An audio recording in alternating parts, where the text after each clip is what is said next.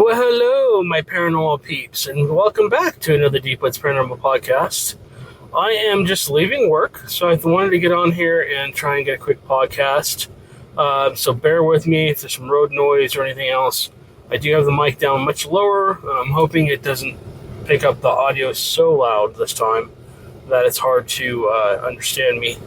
And it doesn't sound like I'm yelling at you. So bear with me as I drive home. I won't be looking at you 100% of the time, but I will try and glance to you as I legally can. I've got to keep my eyes on the road and stuff, so I am completely hands-free, not touching the phone at all. This is completely hands-free. So, just in case somebody's wondering, God, where do I even start? The last 2 weeks have just been absolutely amazing and insane. And just non-stop. Just good stuff. All good stuff. But just all this stuff going on in the background. And it's just taking my time away from doing investigations. Our time. Amanda's my time away from doing investigations. And doing podcasts and all that fun stuff. But it's all for this stuff, if you will. So, a lot of lockdowns coming. We've set schedules. We've got them set up. And then once we do our lockdown at these locations, the general public will be able to come in with us and do a 2-night overnight stay. Whether you want to do 1 night or 2 nights, I'm not sure exactly how we're going to do it. Usually, the activity is better on the first night, and then it could be even better on the second night. Just depends on what's going on. But we basically... the only place that we can't do a public investigation will be one of the jails in Huntsville. This jail is amazing. You've probably seen the videos. The video just does not do it justice. The video of that old jail it's good, but it's not the same quality as the camera that we're using now. And we want to, we just upgraded. So we're going to be using a higher quality video. We're going to be there for 2 full nights to investigate that place. We will be locked down inside the jail area. And this place gets ridiculously, insanely active, especially as the night goes on. So I'm looking forward to that. I'm looking forward to basically hitting up more areas of the jail. It's not very big. It's only like 10 or 12 cells or whatever it is.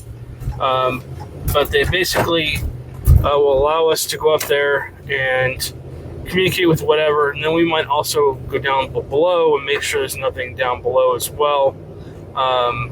We have a new ghost box, which I don't know if you guys have seen yet, so we'll be using that. And like I said, this is the only place we can't take the general public to so far. So that's happening, and then we're going to be basically turning over the results to the clientele, and then we're going to try and do that right before our vacation. Amanda and I are going to take a paranormal vacation, kind of, if you will. We are going to Louisiana, and then we're going to be going to Galveston. We might actually be going into the Normandy Inn and spending a night or 2 there as well. And just trying to get something to communicate with us there as well. If you've seen the show, the original YouTube videos or the YouTube shows of the Galveston Inn, you've seen how crazy that place can get. Doors opening and closing by themselves. The speaker box, that woman, oh my gosh, she went nuts. And I hope I don't ruin it for anybody. If you've not seen that, you probably want to hold off. Just mute the podcast for a second or 2. Anyways, we're cleaning up on day 2. We've been there for 2 full days. The crew, the whole paranormal team and I, and Amanda and I, and Alex, and I forget who else was there. There was another person with us. We're cleaning up. I asked them to go upstairs and grab the rest of the gear from upstairs. We had camera, video, DVR systems everywhere, although there's no running water or power in this place.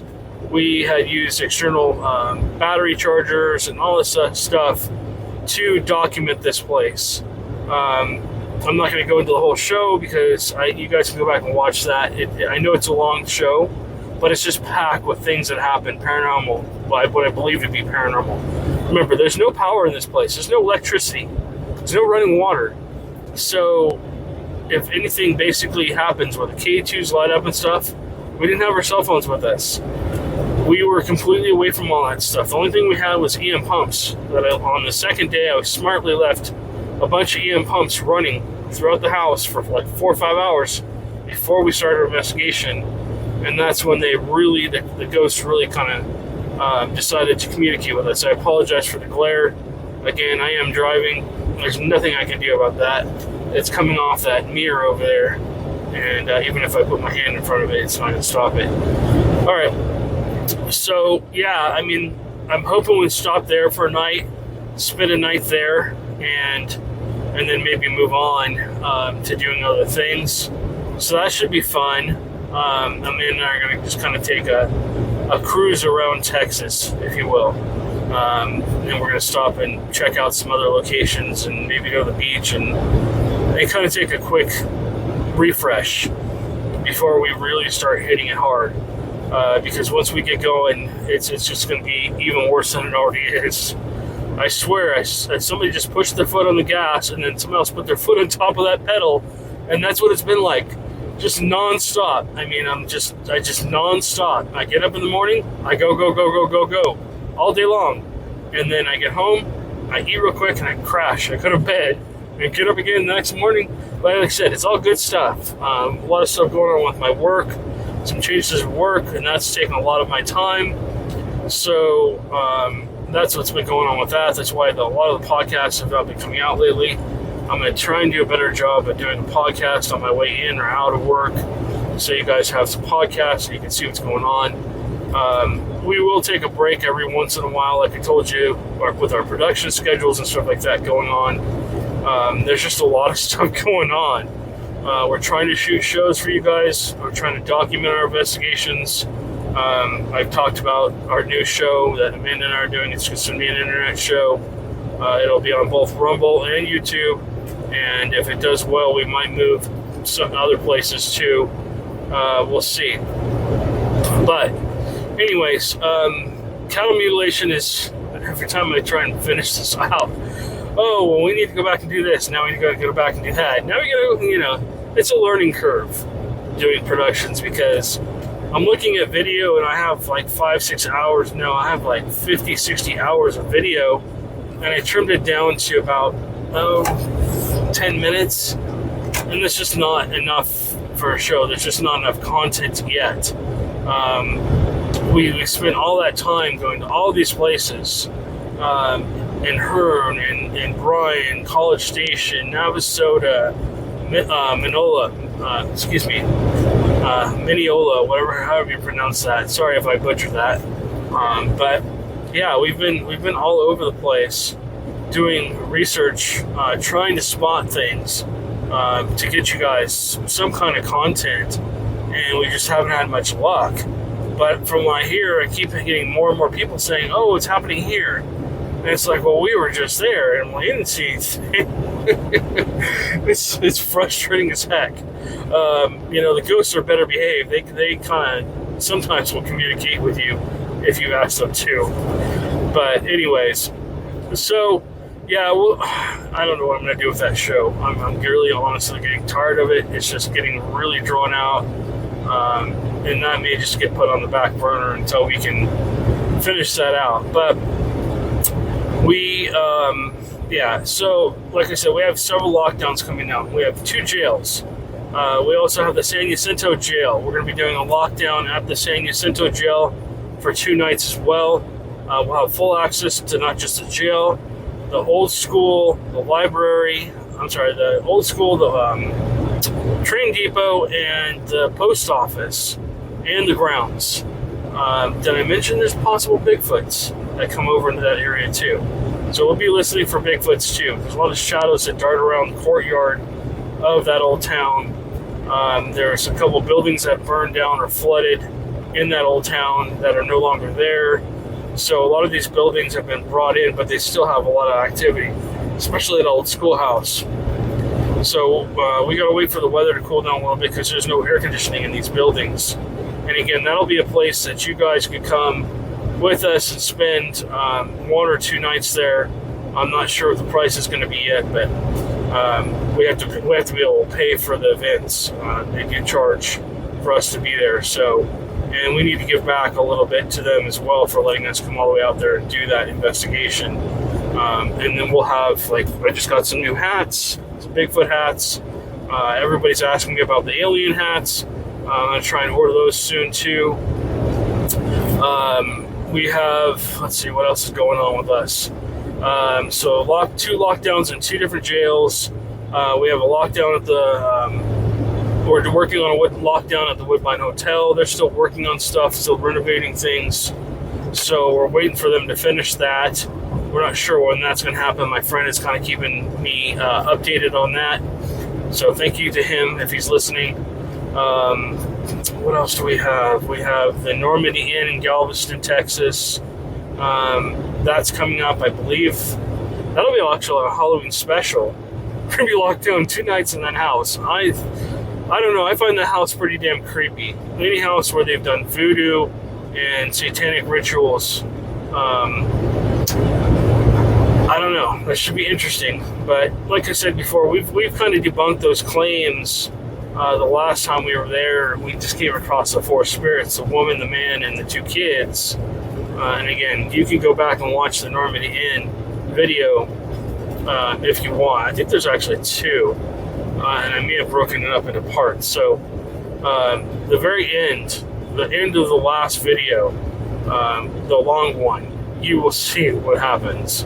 To me, as a spirit box would not shut up. That woman, you need to go. It's time for you to go. You need to leave. Leave now. She just, oh my gosh, she was just going nuts. I apologize for the quality of the audio of that video. That speaker, that camera only took an external mic, and unfortunately, the mic on there was a $300 mic, but it just didn't work real well with that camera.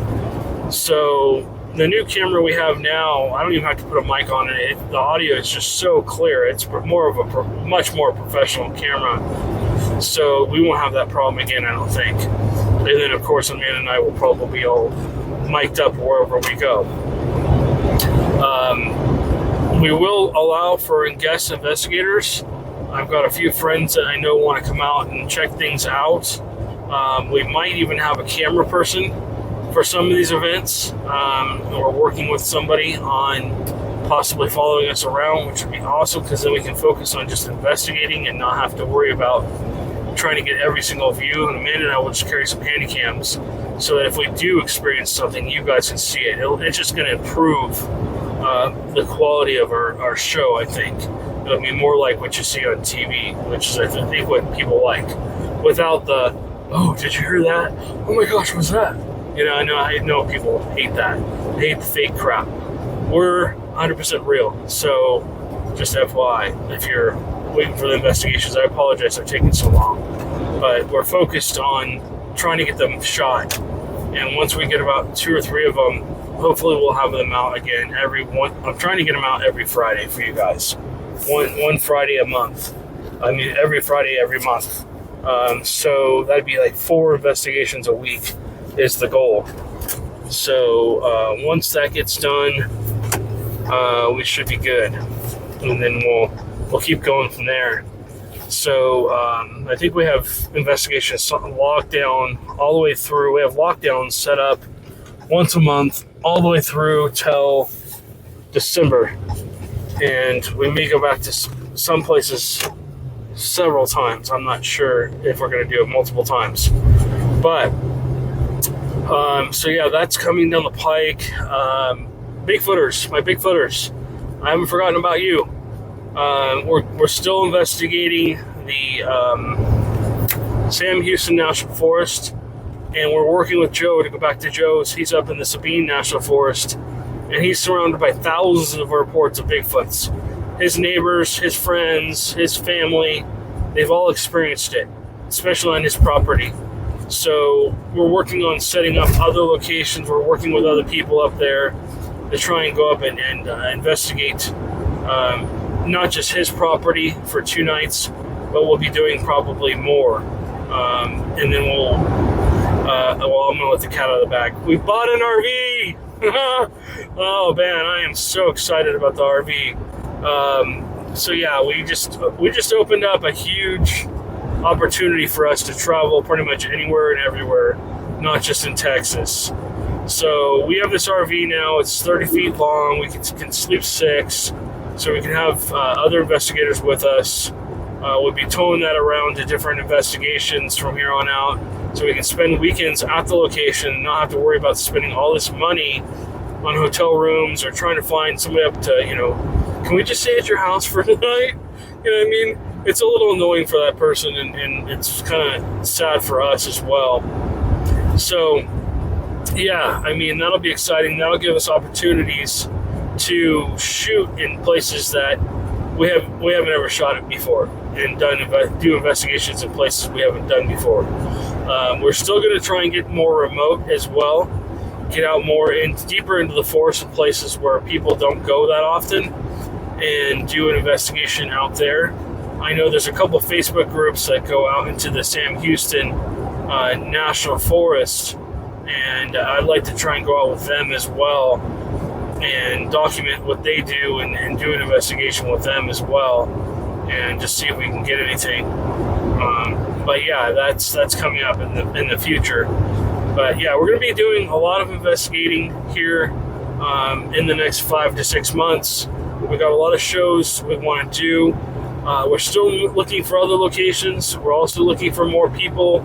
If you're interested in coming out with us, being a guest investigator on the show for a night, as long as you're not afraid to be on camera, we'd love to have you.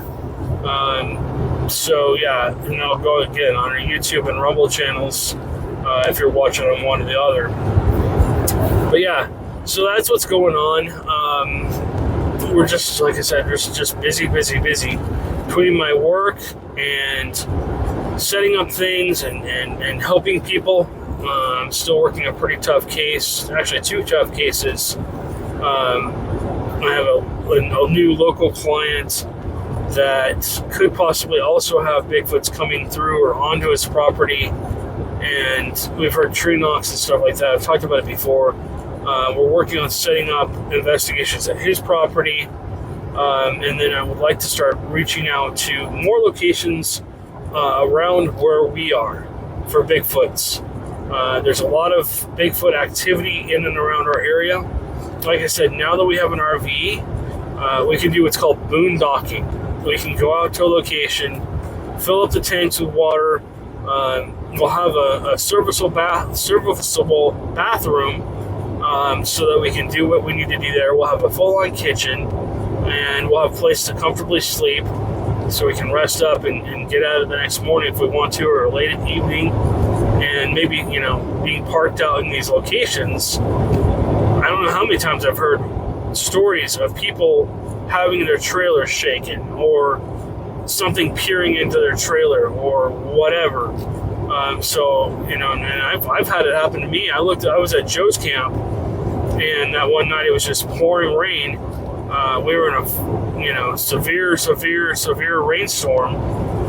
The lightning was actually hitting the trees. It was scary as crap, just destroying trees. As trees are blowing up by it being hit by lightning and stuff. Thank God we didn't get any tornadoes dropped on our exact location. But as I'm laying there, it's probably 2 o'clock in the morning. We're just waiting for the weather to clear up. I'm trying to get a quick nap. I'm looking out the little window. I'm laying in his little bunk area, and I can see out into the forest every time the lightning goes off, because it looks like somebody just flips the lights on for about 2 or 3 seconds. And there's a freaking Bigfoot just standing there. It had to be about 8 feet tall, maybe about 3 or 4 feet wide. It wasn't super huge. It was probably, if you took 2 or 3 of me and, kind of put me together, that was pretty much what it was like. And essentially it was just standing there, and I could see the water dripping off the fur. Something I'll never forget. It was the craziest thing I've ever, well, not the craziest, but one of the crazier things I've seen in my paranormal research. So yeah, just cool experiences. I can't wait to go back to Joe's. I want to go see what's going on up there. We're coming up on what I believe to be mating season, and this is the point in time where Bigfoots will start to get more active, especially as it starts to cool off. So, late August into September, you're going to start hearing more tree knocks, I believe. I think you're going to start hearing, if you're in an area where you live around Bigfoots or you have them coming through their property. I've talked to several people that have said that they come through their property and they throw like things at their house. They hear the screams, they hear the tree knocks, they hear the whoops, and stuff like that, and they can hear things walking around at night. But I think if you're in one of those places, in the next couple, 3 or 4 months, you're going to start experiencing that quite a bit. Probably all the way till end of January, I would guess. I think that's when they mate. They mate in the winter, the fall and the winter times. And then essentially, I think that after that, they kind of go quiet. I think what happens is, this is when road crossings start to happen. And I think that what happens is that the juveniles, the young teens, will actually start to fan out and look for other Bigfoot colonies, if you will, or families, or whatever you want to call them. They'll start to, reach out and go trying to find other places to make more Bigfoots, if you will. So, yeah, these are exciting times. The next 4 to 5 months, we're going to try and document as much as we can. We got to go back to the Sabine National Forest. We got to go back to the Sam Houston National Forest. I like to get into the Daniel Boone National Forest. I've heard there's a lot of reports from over there, but they're really hard to find. And then in the Brazos Valley, there's a lot of Bigfoot reports. A lot of them are older, but I wouldn't mind going and exploring those areas to see if we can find any current Bigfoot activity, whether it's tree bends, or we are able to maybe hopefully find some footprints, or maybe some hair samples or something like that. That would be great. That is what I want to do. That's what I want to accomplish. Amanda and I are going to explore here in Texas first. Once we get this going and we start getting the shows out every week or every 2 weeks or whatever it's going to be for you guys, along with the podcasts and whatever else we're doing, we'll basically be, traveling. And I'd like to start in Texas. And as this gets going, I would like to expand it out. I'd like to go to Oklahoma, because I know there's a lot of Bigfoot reports in Oklahoma, Texas-Louisiana border. I know there's a lot of swamp area in there, and maybe we can meet up with somebody that lives down in that area that has Bigfoots, because I know the Texas-Louisiana border is a major hotspot for Bigfoots. It's just more secluded, and not the people that live out there aren't going to basically be telling everybody, oh, there's Bigfoots on my property. I know in Joe's area, it's extremely hard to get anybody to talk about it. Even with Joe introducing me to somebody that he knows has had Bigfoot activity on their property, or has seen a Bigfoot, or has experienced something on his property, it's really hard to kind of break that ice and then get them to kind of slowly but surely kind of melt a little bit and then kind of tell me what they experienced. So, and I know that a lot of people out there are afraid of being, told they're crazy, or, oh, you didn't really see a Bigfoot, or whatever, just being teased. And that's just really sad, So, I mean, anyways, I hate people that do that to people. So, yeah, just a lot of stuff going on. I finally got the office somewhat cleaned up. I got to clean out I call it the Closet of Doom, but it's just paranormal gear, 20 years worth of paranormal gear just sitting in there.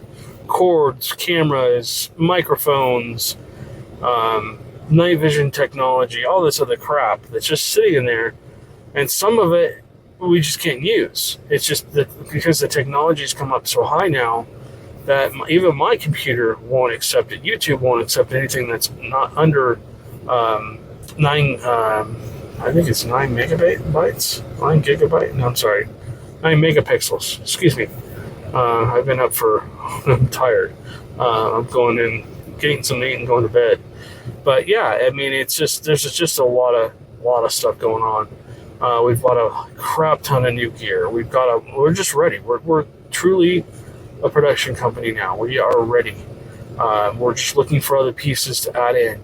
If you'd like to be a camera person, like I said, we're looking for camera people to volunteer to come out to different locations with us. You're welcome to investigate with us, but we do need somebody that knows what they're doing behind the camera. We need somebody that knows how to possibly do audio. In the future, we're going to be looking for people that can do editing, because I just don't have time unless I somehow make this a full-time job. Editing all these hours of video now is just really difficult for me. So I have a friend that's going to be helping me, but we need more people like that are willing to donate their time to review footage and possibly tell me, okay, it's just cut it down into clips. Okay, this is where you saw the Bigfoot. This is, this is that. This looks like evidence. Hey, this is where you found the hair sample. This is where you heard the scream. This is where the ghost lights up the K2s. This is where the disembodied voice. Whatever it's going to be.